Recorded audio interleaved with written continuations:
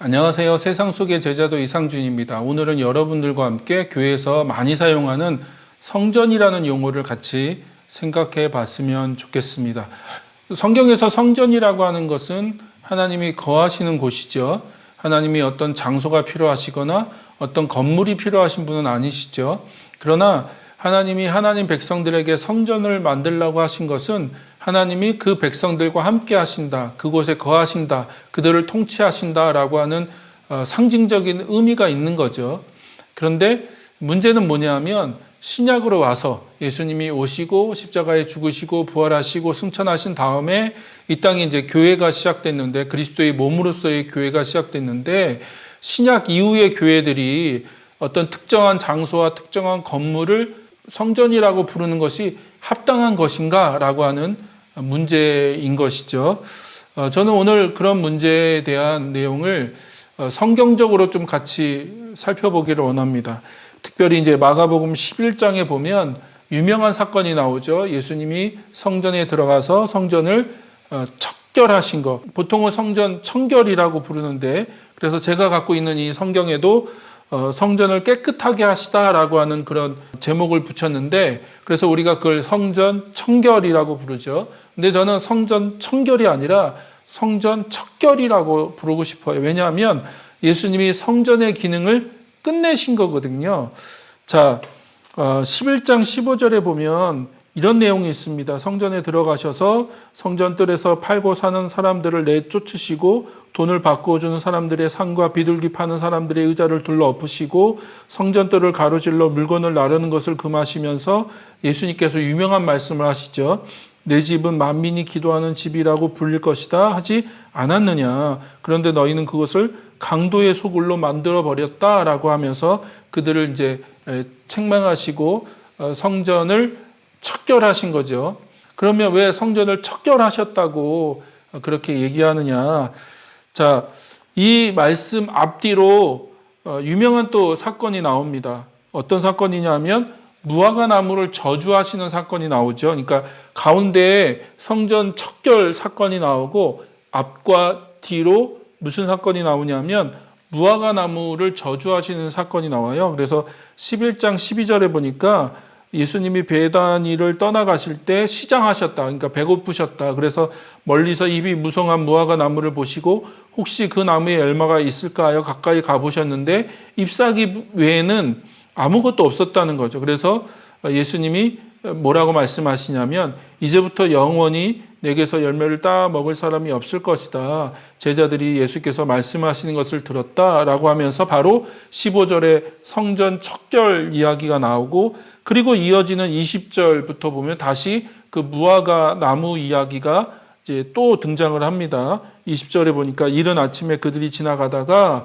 그 무화과 나무가 뿌리채 말라 버린 것을 보았다. 그래서 베드로가 전날 일이 생각나서 예수께 말하였다. 랍비님, 저것 좀 보십시오. 선생님이 저주하신 저 무화과 나무가 말라 버렸습니다.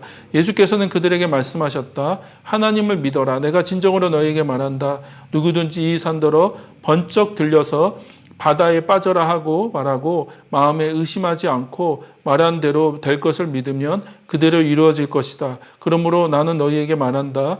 너희가 기도하면서 구하는 것은 무엇이든지 이미 그것을 받은 줄로 믿어라. 그리하면 너희에게 그대로 이루어질 것이다 라고 하면서 예수님께서 뭘 가르쳐 주시냐면 기도에 대해서 얘기하시는 거잖아요. 그러니까 그 무화과 나무가 뿌리채 말라 죽은 사건에 대해서 예수님은 기도를 얘기하시거든요.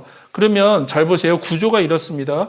무화과 나무를 저주하시는 사건, 열매가 없는 그 무화과 나무를 저주하시는 사건이 나오고, 그 다음에 예루살렘에 들어가서 성전을 척결하시는 이야기가 나오고, 다시 그 무화과 나무를 저주하시는 그 이야기가 나오는데, 그 두 번째 이야기의 핵심은 뭐냐면 기도거든요. 기도. 어떻게 그 무화과 나무가 뿌리채 말라 죽었습니까? 라고 물었을 때 예수님은 기도다, 기도해라 라고 얘기를 하십니다. 그러면 이 세 가지 혹은 이 두 가지가 어떻게 연결될까요? 이 구조는 마치 이제 우리가 샌드위치 구조라고 얘기하는데 빵이 있고 가운데 내용물이 있잖아요. 그런 것처럼 앞뒤로 무화과 나무 사건이 등장하고 그 중간에 가장 중요한 그 샌드위치에서 그 내용물이 중요하잖아요. 그 내용물이 뭐가 들어갔냐에 따라서 그 샌드위치 종류가 바뀌듯이 지금 이 이야기에서 가장 중요한 사건은 성전을 척결하신 그 가운데 들어가 있는 그 사건인데, 근데 재밌는 건 앞뒤로 감싸고 있는 이 무화과 나무 사건과 어떻게 연결이 되냐면 기도라고 하는 그 키워드로 연결이 됩니다.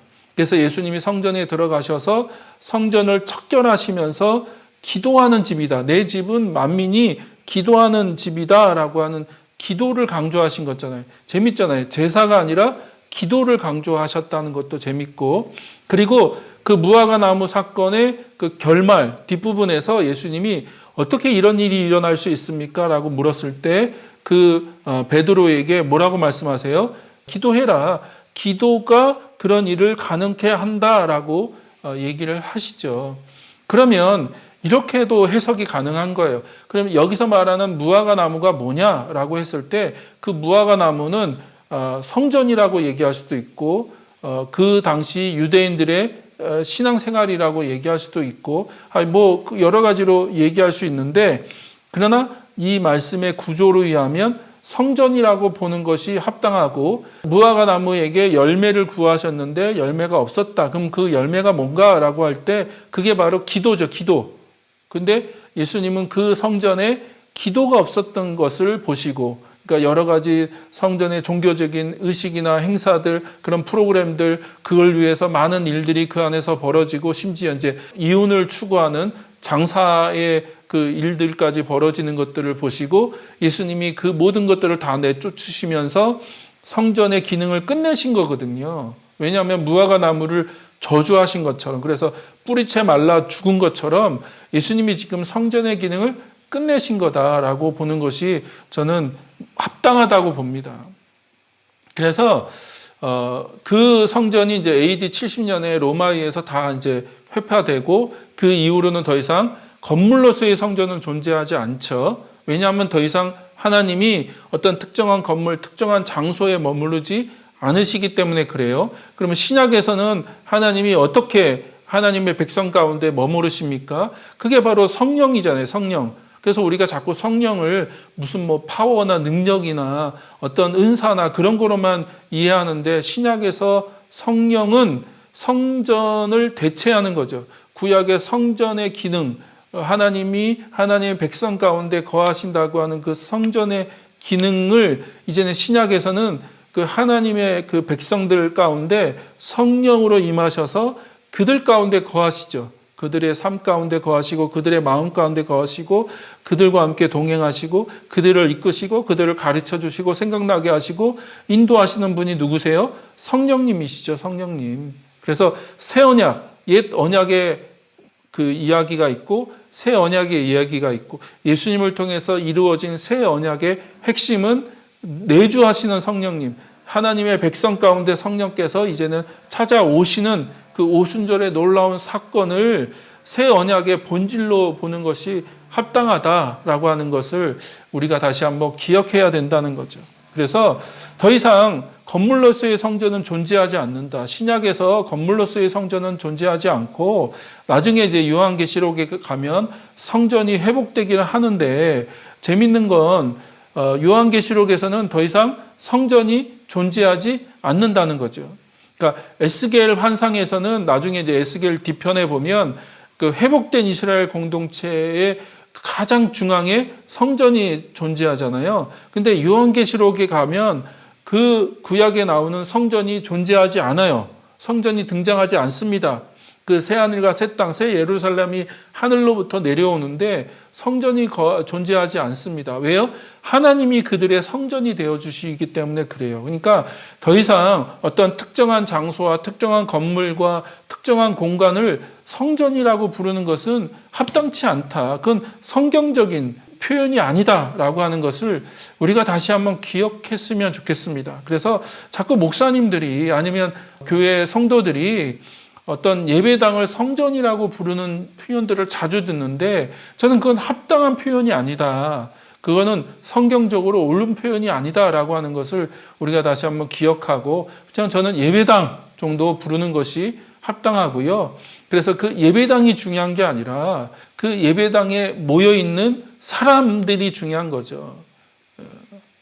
그래서 우리가 다시 한번 신약 성경이 어떤 가치를 가지고 또 어떤 것을 얘기하는지를 기억할 수 있었으면 좋겠습니다. 그래서 저의 자그마한 소망은 더 이상 건물을 성전이라고 부르지 말자. 그냥 예배당 정도로 부르고, 그리고 더 중요한 것은 성령이 내주하시고 성령이 함께 하시는 그 한 사람, 그리고 그 공동체가 중요한 거죠. 공동체. 건물이 교회가 아니라 예수를 주로 고백하는 그 공동체가 교회이고, 그 공동체 가운데 성령이 함께 하시고 성령이 이끄신다라고 하는 것을 우리가 다시 한번 기억할 수 있었으면 좋겠습니다.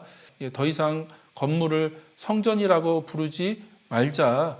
그것이 오히려 더 우리의 신앙의 본질을 흐리게 만들고, 무엇이 중요한지에 대한 그 가치를, 그 본질을 잃어버리게 만든다는 거죠. 그래서 자꾸 눈에 보이는 것을 성전이라고 부르는 오류를 범하지 않기를 다시 한번 부탁을 드리겠습니다.